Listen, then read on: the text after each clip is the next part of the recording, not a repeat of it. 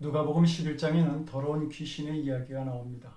그가 사람에게서 나와 다니다가 쉴 곳을 찾지 못하게 되자 전에 있던 사람에게로 갔는데 그 영혼이 깨끗이 청소되고 비어 있는 겁니다. 그 귀신이 기뻐하며 7귀신을 더 데리고 그 사람에게로 들어가죠. 그리고 성경은 그 상황을 이렇게 기록합니다. 그 사람의 나중 형편이 전보다 더 심하게 되었느니라. 본문에도 하나님의 영이 사울을 떠났을 때에 그는 악령으로 인해 고통받게 되었다고 말씀합니다. 사울왕에 걸린 악령이라고 하는 말은 두 가지 의미가 있는데, 영적으로 보면 마귀의 영의 지배를 받았다고 하는 뜻이고, 또 다른 의미는 그의 마음이 심한 스트레스와 우울증으로 인한 정신착란증에 걸렸다라는 이야기입니다. 이것이 사울 왕에게만 일어나는 문제는 아닐 것입니다. 오늘날 미국에서는 약 3명에 1명꼴로 신경안정제를 먹고 있고 1년에 약 50억 불에 해당하는 천문학적인 돈이 신경안정제와 수면제를 사는 데에 소비된다고 합니다. 필라델피아의 켄싱턴에는 약 2마일에 걸친 마약 거리가 있습니다. 그 거리를 일명 좀비 거리라고도 부릅니다. 현실의 고통에서 벗어나고자 마약을 했는데 좀비와 같은 행동을 하게 된 것입니다. 문제는 이런 약 복용이 점점 증가한다고 하는 것이죠. 정신적인 문제로 고통받는 많은 사람이 또 다른 도피처를 찾고 있는 것입니다. 사울은 자신의 고통을 해결하기 위해 수금 타는 사람을 찾게 됩니다. 수금을 탄다는 말은 하나님을 찬양하는 자라는 말입니다. 사울은 자신 안에 있는 악령을 쫓아내기 위해 하나님을 찬양하는 사람을 찾은 것입니다. 그리고 다윗이 부른 찬양을 듣게 된 사울은 상쾌하여 악령이 그에게서 떠나는 기쁨을 맛보게 됩니다. 찬양을 통해 사울은 정신적이고 영적인 이 두 가지 문제와 고통에서 모두 해방되고 평화를 누리게 된 것입니다. 찬양이 만드는 놀라운 신비고 능력인 것이죠. 저는 수면제를 들고 고민하던 사람과 이야기를 나눈 적이 있습니다. 어느 날 그가 수면제를 손에 들고 큰 고민에 빠져 있을 때 찬송 소리가 들렸고 그는 수면제를 내려놓았다고 합니다. 그리고 큰 울음과 눈물을 흘리면서 그 고민에서 해방되었다고 그는 고백했습니다. 찬양은 듣기만 하여도 놀라운 은혜가 있습니다. 본문에 나온 사울왕에게는 한 가지 문제가 있었습니다. 그것은 악령에서 벗어나기 위해 스스로 찬양하지 못했다는 것입니다. 본문 이전인 사무엘상 15장을 보게 되면 사울은 하나님의 말씀에 순종하지 아니하므로 사무엘 선지자로부터 순종이 제사보다 낫다는 책망을 듣게 됩니다. 그러나 사울은 회개하기보다는 자기의 이름을 더 높이고자 하는 교만한 마음으로 자기를 위한 기념비를 세우는 일에 더 열심을 내게 됩니다. 사울은 이미 마음으로부터 하나님께 범죄한 자가 되어 있었던 겁니다. 하나님께 교만했던 사울은 하나님을 기뻐할 수 없었고 결국 악령의 지배를 받으면서 고통당하는 자가 된 것입니다. 단테는 그의 책 신곡에서 하나님을 찬양하지 못하는 사람, 하나님을 즐거워하지 못하는 사람은 지옥의 맨 밑바닥에 있다 이렇게 말했습니다. 하나님을 생각할 때 오는 마음의 기쁨이 없는 사람, 특히 하나님을 찬양할 수 없는 사람은 사울왕과 같이 고통받는 삶을 살아가게 되는 것입니다. 성도 여러분, 우리는 찬양을 듣는 자가 될 뿐만 아니라 찬양을 할 수 있는 자들이 되어야 할 것입니다. 하나님은 우리를 지으신 목적을 이사야서 43장 21절에서 이렇게 말씀합니다. 이 백성은 내가 나를 위하여 지었나니 나의 찬송을 부르게 하려 함이니라. 우리는 하나님을 찬양하기 위해서 지음받은 존재들입니다. 어떤 사람은 겨우 하나님을 찬양하기 위해 이 세상을 살아야 한다는 사실에 좀 불만스러운 마음을 가질 수도 있을 것입니다. 그러나 그것은 찬양의 능력과 은혜를 모르기 때문에 하는 소리입니다. 찬양 속에 깃들어 있는 깊이와 신비를 알게 되면 찬양하는 존재가 되었다고 하는 사실에 얼마나 큰 감사의 조건이 되는지 알게 되는 것입니다. 하나님을 찬양했던 다윗은 찬양을 통해서 하나님께 영광을 돌렸을 뿐만 아니라 위대한 삶을 시작하게 됩니다. 오늘 본문은 다윗이 이스라엘 역사에 전면적으로 등장하는 순간을 소개하고 있습니다. 사무엘상 16장 이전에 나오는 다윗은 부모와 형제들조차 무시하는 미천한 자였습니다. 사무엘 선지자가 이스라엘 왕을 선택하고자 이새의 집을 방문하였을 때 다윗은 집안에서조차 따돌림을 당해서 혼자 들판에서 양을 쳐야만 했습니다. 그런 다윗이 오늘 본문에서 이스라엘 왕인 사울을 만납니다. 그 이유를 18절은 이렇게 말합니다. 수금을 탈 줄 알고 용기와 무용과 구변이 있는 준수한 자라. 여호와께서 그와 함께 계시더이다. 다윗을 소개하면서 맨 처음 한 말씀이 수금을 탈 줄 아는 자였습니다. 다윗이 수금을 연주한다는 말은 단순히 음악을 잘한다는 게 아니고 찬송의 사람이었다는 말씀입니다. 본문은 다윗이 이스라엘 역사에 나타나 위대한 용서로서 왕으로서의 삶을 시작할 수 있었던 힘이 찬양이었다고 가르쳐주고 있는 겁니다. 다윗은 수금을 타며 하나님을 찬양하는 자였고 여호와 하나님은 이런 다윗과 함께 하였던 것입니다. 시편 22편 3절은 간증합니다. 이스라엘의 찬송 중에 거하시는 주요. 이스라엘의 찬송 중에 거하시는 주님이라고 말입니다. 하나님은 성도들의 찬송 중에 거하시며 찾아오시는 분이십니다. 찬송하는 것에 거하시는 하나님은 찬송하는 사람을 도우시고 찬송하는 사람을 위해 일하시며 찬송하는 것에 능력으로 역사하시는 분이십니다. 저는 초등학교 5학년 때 목회자가 되기로 소원하였습니다. 그 시작은 고난주일 예배 때 예수 나를 위하여 십자가를 질 때라는 찬송을 부를 때였습니다. 그 찬송을 부르면서 내가 죄인인 것과 그런 나를 위해 예수님이 십자가를 지셨다라고 하는 진리, 예수님의 사랑이 분명하게 보여졌던 것입니다. 그 후 눈물과 금식 기도를 통해 소원하게 된 것입니다. 어쩌면 이런 간증이 어린아이의 치기 어린 감정 고백 정도로 생각될 수도 있지만 성경은 분명하게 말씀합니다. 하나님은 찬송 중에 거하신다고 말입니다.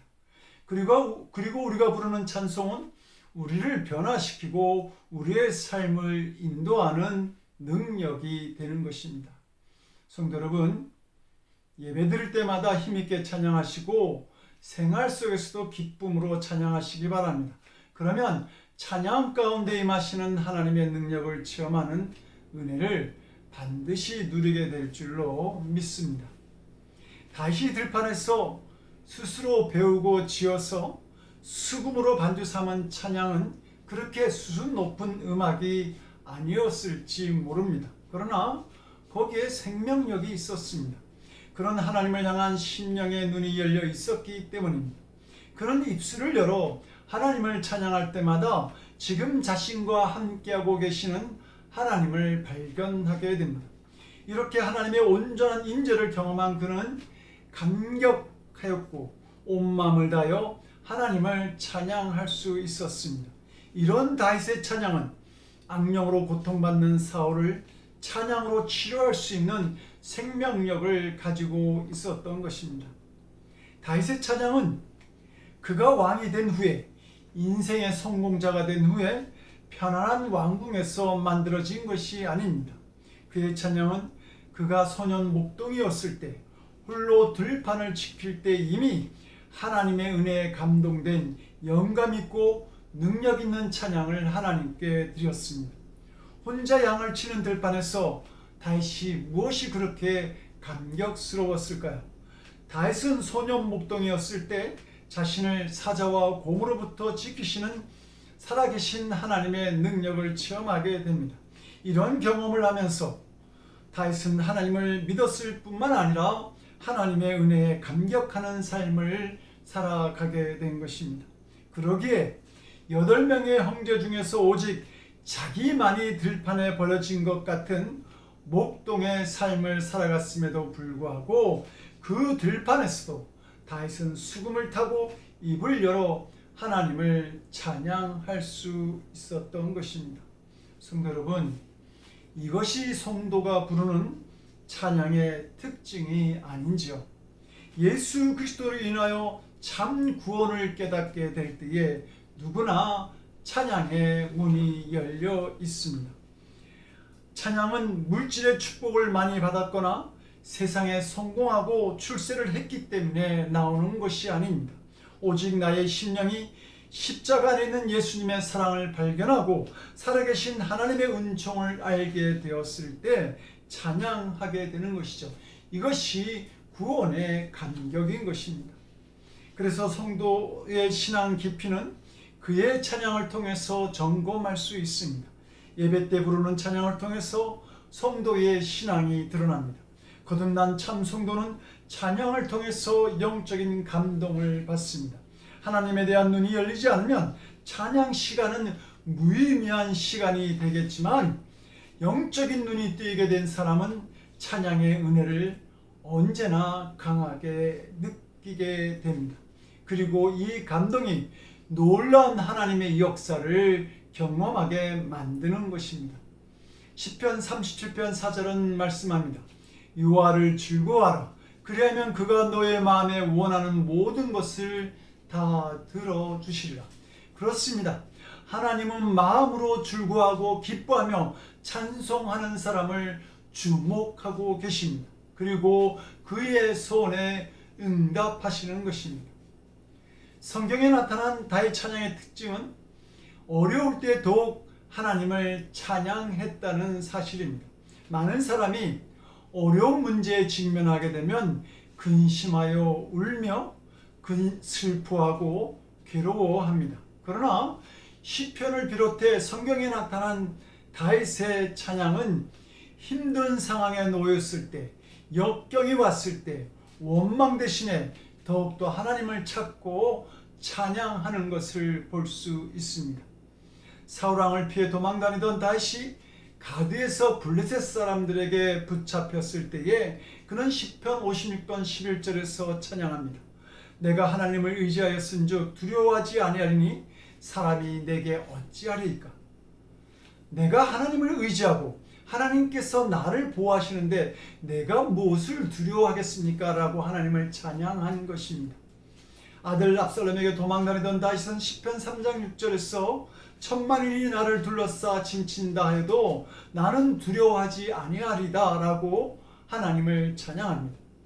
밧세바를 간음하고 우리아를 죽인 범죄자가 되어 비참한 자리에 있었을 때에도 그는 주여 내 입술을 열어주소서 내 입이 주를 찬송하여 전파하리이다 라는 고백을 합니다.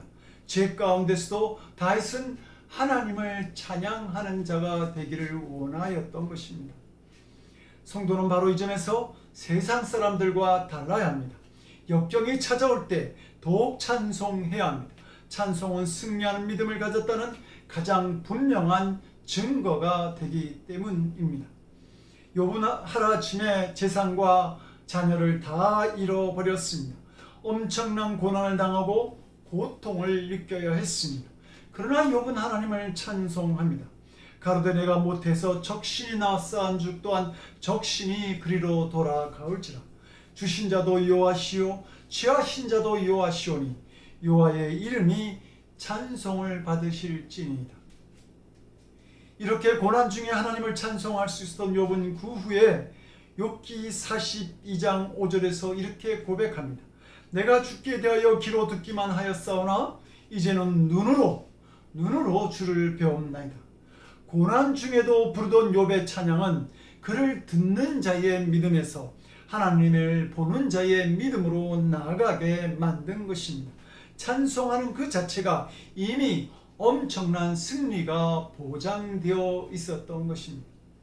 이스라엘 백성들이 가나안 땅의 간문인 여리고성을 점령할 때에 여호수아를 따라 굳게 닫힌 여리고성을 7일 동안 매일 돌게 됩니다. 그리고 마지막 날 7번 돈 후에 찬송을 하게 될 때에 여리고 성벽이 무너지는 기적을 그들이 보게 됩니다. 유다왕 여호사밧은 모압 자손과 암몬 자손이 합당하여 나라를 공격하는 위기에 처하게 됩니다. 군사적으로 열세였던 그는 하나님께 기도했고 하나님은 노래하는 자들을 택하여 거룩한 예복을 입히고 그들을 군대보다 앞세우라고 말씀합니다. 그들이 여호와 하나님의 이름을 찬송하면서 제일 먼저 앞으로 나아갈 때에 유대를 공격하기 위해서 쳐들어왔던 모압과 암몬 족속들이 서로 싸우면서 스스로 전멸하게 되는 일이 일어납니다. 요사밧과 그의 백성들이 적들이 지쳤던 곳에 이르렀을 때에 그곳에는 오직 시체들 뿐이었습니다. 그부터 유대 사람들은 그곳 이름을 브라가 골짜기라고 이름하게 됩니다. 브라가라고 하는 뜻은 찬송하다, 송축하다라고 하는 뜻입니다. 두려움과 공포, 죽음이 기다리던 전쟁의 골짜기가 하나님께 찬송을 드리며 앞으로 나가게 되자 찬송과 기쁨의 골짜기가 된 것입니다. 느헤미야 8장 10절은 말씀합니다. 여호와를 기뻐하는 것이 우리의 힘이니라. 찬송하는 자에게 하나님의 능력이 임하고 승리를 보게 되는 것이죠. 사랑하는 성도 여러분, 여러분들은 하나님을 지식으로 알고 있습니까? 아니면 마음으로 느끼며 알고 있습니까? 우리는 하나님을 지식으로 알고 믿는 것과 감정으로 하나님을 느끼며 하나님을 즐거워하는 것은 너무도 다르다라고 하는 사실을 알아야 합니다. 우리는 영이신 하나님을 매 순간 느낄 수는 없지만 우리가 하나님을 가장 예민하게 느낄 수 있는 부분이 있는데 그것이 바로 감정입니다. 진정한 은혜는 우리를 감정적으로 충만한 은혜를 느끼게 합니다. 그러므로 음악이나 찬양은 우리가 하나님과 교제할 수 있는 아주 중요한 요소입니다. 하나님에 대하여 감정적으로 느끼고 즐거워할 수 있다고 하는 것은 하나님과 살아있는 친밀한 교제가 있다는 말입니다. 성도가 찬양에서 은혜를 받기 시작할 때 그의 신앙적 깊이가 달라지는 순간이 됩니다. 명문 프리스턴 신학교 교수 이야기입니다. 그분은 신약학 교수였는데 이상하게 채플 시간에 찬송을 부르지 않았습니다. 그래서 학생들이 찬송음치라는 별명을 붙여주었습니다. 강의를 할 때는 그처럼 유창하던 말가입도 찬송 시간만 되면 철문만큼이나 굳게 잠겨 있었습니다. 그러던 어느 날 예배 시간에 그 교수가 어찌된 일인지 찬송을 아주 열정적으로 뜨겁게 부르고 있었습니다. 이상한 일을 보게 된 학생들이 강의 시간에 조심스럽게 물어봅니다. 교수님, 무슨 일이 있으세요? 찬송을 다 부르시고. 그랬더니 겸연쩍은 표정으로 그 교수가 고백하기를 전날 밤 꿈을 꾸었다는 겁니다. 천국문에 이르러 노크를 했더니 베드로가 나오면서 누구냐고 묻더랍니다. 그래서 어릴 적부터 신자요, 지금은 신약학 교수라고, 신학교 교수라고 자신을 소개했답니다. 베드로가 무슨 장부 같은 것을 뒤지며 이렇게 말하더랍니다. 공부는 많이 해서 아는 것은 많은데 찬미의 제사를 올린 기록이 없어. 천국은 지식이 많은 신학 박사를 원하는 게 아니라 찬송을 하는 사람을 필요로 합니다. 그러니 다시 가서 찬송을 많이 부르다가 오시오 하고 천국 문을 탕 하고 닫았다는 겁니다. 다윗은 하나님을 믿을 뿐만 아니라 하나님으로 인하여 진정 즐거워할 줄 아는 사람이었습니다. 사무엘하 6장을 보면 다윗이 하나님의 법궤를 예루살렘으로 가져올 때에 지나칠 정도로 흥분하여 춤을 추게 됩니다. 그때 다윗의 모습을 성경은 힘을 다하여 춤을 추었다라고 기록합니다. 다윗은 하체가 드러날 정도로 춤을 추었습니다. 그러자 그의 아내였던 미갈은 왕이 채통을 지키지 못한다고 비난합니다. 여러분의 눈에는 누가 더 정상적인 사람입니까? 여러분은 어느 편에 계신지요? 점잖은 것을 제라할 수는 없습니다. 그러나 다윗의 이 기쁨, 이 충만함을 정죄하는 것은 죄였습니다. 미갈은 사람의 체면만 알았지 하나님의 마음은 몰랐습니다. 그러므로 미갈은 다윗의 마음속에 일어나는 하나님의 은혜에 대한 감동과 즐거워하는 마음을 결코 알 수 없었던 것입니다. 기독교는 하나님에 대한 눈이 열리고 깊은 영적인 감동을 받은 사람들에 의해 시작된 종교입니다.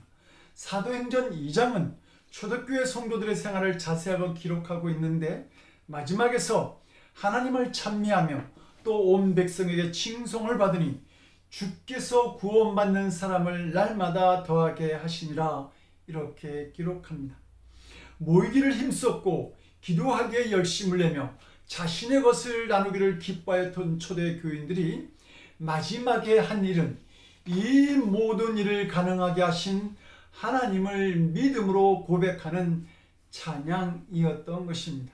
이것이 기독교 신앙의 특색이기도 하며 박해를 이기는 힘이 되었던 것입니다. 바울과 실라는 내일을 알 수 없는 빌립보 감옥에 갇혔을 때에도 하나님을 찬양합니다. 그때 감옥이 흔들리고 옥문이 열리는 일이 일어나죠. 찬양을 통해 하나님의 영광을 본 것입니다. 초대교인들도 시험장으로 끌려가면서 찬송했고 마지막 죽음에서도 찬송으로 하나님께 영광을 돌렸습니다. 저들이 십자가의 형틀 앞에서 담대하고 사자의 무서운 이빨 앞에서도 그토록 마음의 평안을 찾을 수 있었던 것은 오직 찬송을 부름으로 찬송 중에 찾아오신 주님을 만났기 때문에 가능한 일이었습니다. 이런 성도의 믿음이 기독교를 탄압했던 로마를 변화시켜 기독교를 국교로 로마의 국교로 만드는 능력이 되었던 겁니다. 성도 여러분, 다윗은 위대한 왕이요 용사로도 유명하지만 찬양 시인으로도 유명한 사람입니다. 시편의 반 정도를 다윗이 지었으니 그는 한마디로 찬양의 사람이었다고 할 수 있을 것입니다. 다윗이 찬양 신이었다라고 하는 것은 그가 얼마나 하나님과 가까이 한 사람이었고 얼마나 하나님과 친밀한 교제를 원했던 사람인지 우리에게 말하여 줍니다. 다윗은 일생토록 언제 어디서나 무슨 일이 닥치든지 항상 마르지 않는 찬송의 샘물을 가지고 있었습니다. 마치 퍼내면 퍼낼수록 새 물이 솟아오르는 샘물처럼 풍성한 찬송 생활을 했습니다. 하나님은 그런 다윗과 함께하기를 기뻐하셨고 찬양하는 삶이 다윗을 축복된 인생으로 만들었던 비결이었던 겁니다. 바라기는 우리가 부르는 찬양이 어떤 좋은 결과만을 기대하기 위해서 부르는 찬양이 아니기를 원합니다. 우리의 찬양은 고난 중에 있던 승리 가운데 있던 어느 상황에서도 현재 우리가 처해 있는 상황 그대로를 가지고 하나님을 찬양할 수 있어야 합니다. 오직 하나님이 어떤 분이신지를 알기 때문에 찬양하는 것이고 우리가 어떤 존재인지를 알기 때문에 그 존재 속에 찾아오시는 하나님을 발견하면서 드리는 찬양이어야 합니다. 지난주일 점심 예찬을 하던 중에 권사님 한 분이 지금이 말세 같다는 이야기를 하셨습니다. 전통적 가치와 규범은 사라지고 세속적 이웃만 추구하는 시대가 되었습니다. 그만큼 신앙생활하기가 어려운 시대가 되었다는 말입니다. 인간이 우상이 된 이 시대에 하나님의 말씀은 뿌리 내리기가 참으로 어렵습니다. 십자가는 오락과 편리함만을 추구하는 이 시대에 뒤떨어진 단순한 액세서리가 되어버렸습니다. 그러나 이러한 시대일수록, 이러한 세대일수록 하나님을 더욱 찬양할 수 있는 우리들의 입술이 되기를 원합니다. 찬양을 통해서 날마다 살아계신 하나님의 임재를 경험하면서 이 어려운 시간들을 이겨내시고 주님의 능력으로 승리하는 삶을 살아가는 저와 여러분들이 되시기를 주님의 이름으로 간절히 축원드립니다. 기도하시겠습니다. 찬양 가운데 함께 하시는 하나님, 우리 모두가 찬양의 사람이 되기를 원합니다. 어떤 상황 속에서도 우리에게 귀한 은혜를 베푸신 주의 은혜를 기억하며 마르지 않는 찬양을 들을 수 있는 믿음의 사람들로 우리를 세워 주시옵소서. 그리하여 힘든 시간을 이겨내고 주님이 주시는 축복 속에 살아가는 저희들의 삶이 될 수 있도록 주님 우리를 도와주시옵소서. 우리가 드리는 찬양을 받으시기에 합당하신 우리 주 예수 그리스도를 받들어 간절히 기도드리옵나이다. 아멘.